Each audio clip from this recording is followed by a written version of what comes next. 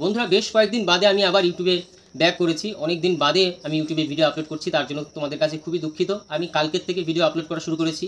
যারা আমাদের চ্যানেলে নতুন এসেছো তারা চ্যানেলটি অবশ্যই সাবস্ক্রাইব করে নেবে, এবং পুরনো যারা আছো তাদের জন্য একটা গুড নিউজ হচ্ছে, আমি এখন চ্যানেলে তোমাদের চাকরি রিলেটেড নিউজগুলোও দেওয়ার চেষ্টা করব, যাতে পুরনো স্টুডেন্টগুলো এই চ্যানেলটা সাবস্ক্রাইব করে রাখে। অনেক কিন্তু আমাদের চ্যানেল থেকে দূরে চলে যাচ্ছে, কেন কি তাদের মাধ্যমিক উচ্চ মাধ্যমিক হয়ে গেছে। সো আজকের টপিকে আসি। আজকের টপিক খুবই গুরুত্বপূর্ণ। যারা এই বছর পাস আউট হয়েছে উচ্চ মাধ্যমিক নিয়ে, এবং যারা উচ্চ মাধ্যমিকে উঠেছো বা যারা ক্লাস 11-এ উঠেছো, ভিডিওটি পুরোপুরি দেখার চেষ্টা করবে, তাহলেই কিন্তু বুঝতে পারবে। তোমরা জানো কেউ কেউ উচ্চ মাধ্যমিকে 5টা সাবজেক্ট নেয়, 2টা সাবজেক্ট কম্পালসারি, যেরকম বাংলা, ইংলিশ এবং আউট আরও 3টা সাবজেক্ট থাকে। টোটাল 5টা সাবজেক্ট হয়।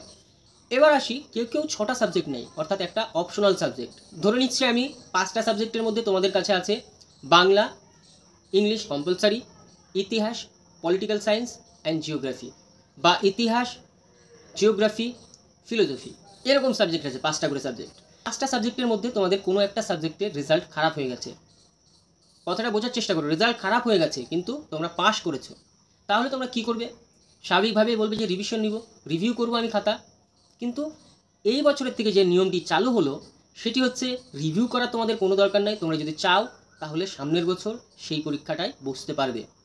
এর আগে কি নিয়ম ছিল, যে উচ্চ মাধ্যমিকে কোনো সাবজেক্টে ফেল করলে সেই সাবজেক্টেই শুধু পরীক্ষায় বসা যেত।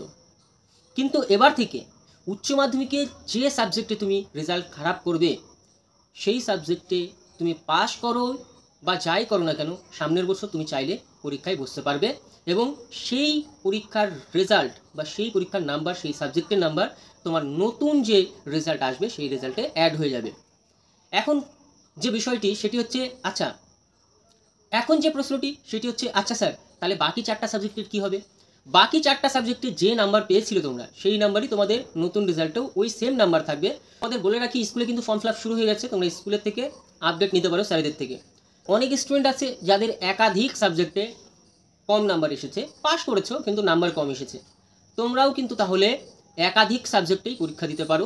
ফর্ম ফিল আপ তোমাদের শুরু হয়ে গেছে, পরীক্ষা খুব তাড়াতাড়ি হবে এবং নতুন করে তোমাদের রেজাল্ট দেওয়া হবে।